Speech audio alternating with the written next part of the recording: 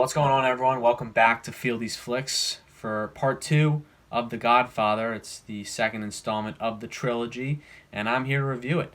I was able to watch the movie last night, and I took a great deal of notes, so I have a lot of things to talk about. So let's get right into it. The Godfather Part II was directed by Francis Ford Coppola yet again, as it stars Al Pacino, Robert Duvall, Diane Keaton, and newcomer Robert De Niro, who plays a young Vito during the early 1900s. The film splits its time between following Vito at a young age through early 1900s New York and then going back to Michael during present day and seeing how he has dealt with the actions of the first installment and how that kind of has its repercussions, and then him kind of dealing with newer issues that present itself in the current plot of this movie. I would say compared to the first film, this one is a little bit darker. I think there's more action and more events that kind of jump out at you. I mean, certainly in the first one, there were times where things would kind of be slow and then it would rapidly escalate into a conflict. And that's similar in this one, but I think there's even more events in this film that kind of have that similar type of effect. And it can add to a lot of tension in this movie, and it also is able to create drama on both sides, in Vito's life and in Michael's life. And I think Francis Ford Coppola is able to weave that line between both of those timelines really well. It is a little confusing at points in the film, but I think once you kind of get into it, once you get past that first time jump, then you kind of are into it and everything kind of plays itself out in the right way. I think there's a reason why this film was able to win 6 Oscars at the Academy Awards. I mean, it won Best Picture, Best Supporting Actor, Robert De Niro took home that award, Best Original Score by Nino Rota, Best Director, Best Adapted Screenplay, and Best Production Design. So 6 Academy Awards in the 1975 Oscars. I mean, just absolutely amazing. And I think it's well-deserved because this is another great sequel, and I think it is just, again, knocked out of the park.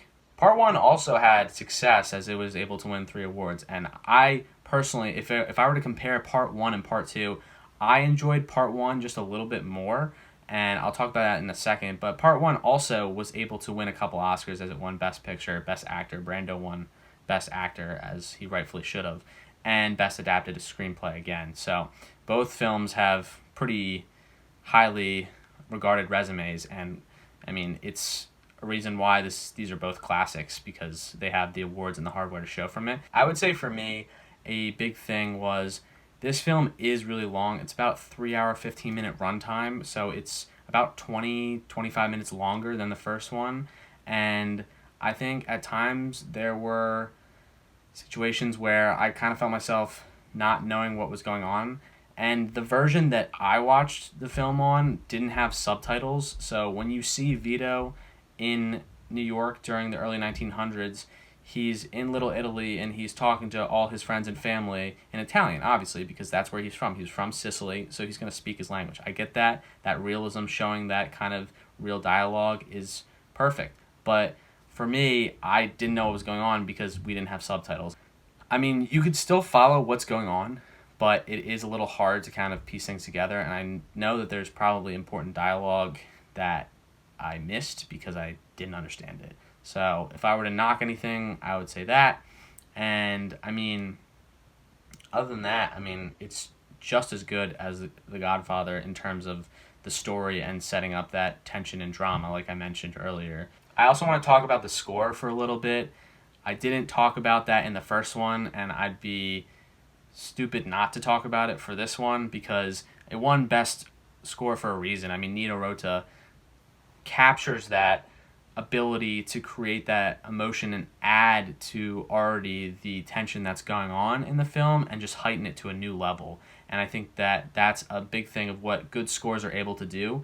You may not notice it at times because it just blends so well. And that's really where a score or a soundtrack is at its best, is when it can kind of seamlessly combine through the scene and you kind of just look at it at all one thing. And sometimes when it stands out, it can also be a good thing because like, oh, that's really good. But then sometimes it can take away from what's going on in front of the screen. So I think the best score is really just blending it all in so you watch it as one whole thing. And that makes a fantastic score. And Nino Rota absolutely was able to achieve that. And I think he totally deserved that award.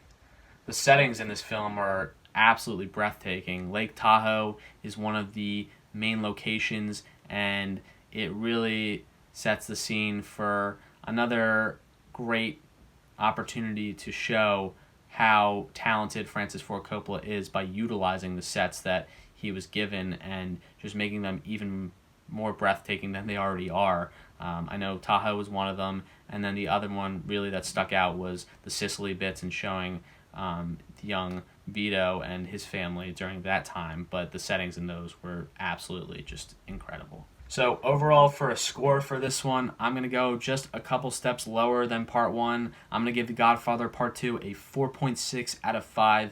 Again, really enjoyed it.